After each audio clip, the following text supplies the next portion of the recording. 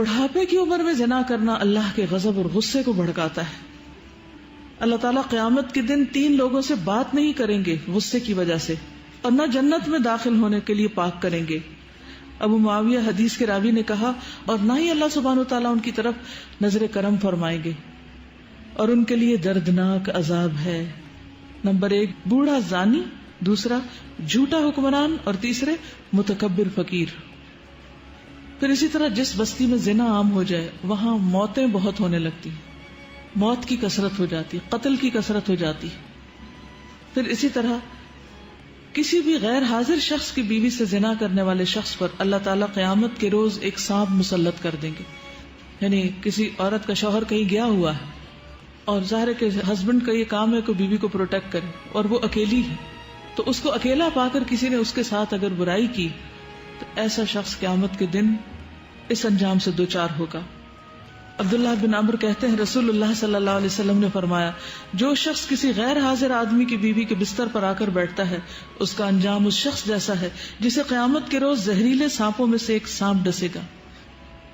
پھر ہمسائے کی بیوی سے زنا کرنے کا عذاب یا اس کی سزا کسی بھی دوسری عورت کے ساتھ زنا کرنے سے 10 گنا زیادہ ہے، کیونکہ ہمسایوں کا حق ہمسائیگی بھی پامال کیا گیا.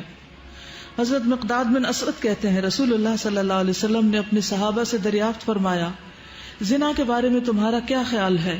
صحابہ نے عرض کی، زنا کو اللہ اور اس کے رسول نے حرام قرار دیا ہے، لہذا وہ قیامت تک حرام ہے.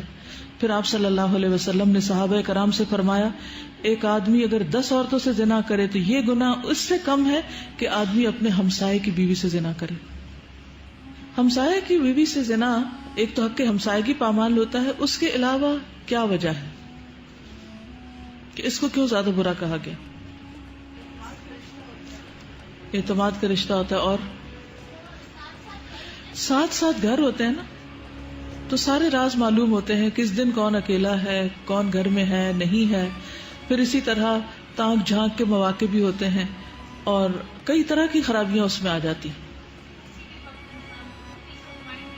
کسی بھی وقت پیس آف مائنڈ نہیں رہتا، انسان ایک خوف کا شکار رہتا ہے. کیا آپ کو پتا ہے کہ آخرت میں ایسے شخص کا انجام کیا ہے؟ کسی کو معلوم ہے؟ جو دنیا میں زنا کرتا ہے قیامت کے دن اس کا انجام کیا ہے؟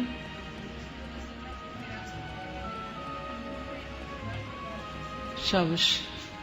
سمرہ بن جندب نبی صلی اللہ علیہ وسلم کی حدیث روایت کرتے ہیں، آپ نے فرمایا کہ معراج کے موقع پر جب آپ نے جبریل سے پوچھا، اور ایک اور روایت آتی ہے کہ خواب میں آپ نے یہ دیکھا سب منظر، اور انبیاء کے خواب حقیقت ہوتے ہیں، سچے ہوتے ہیں.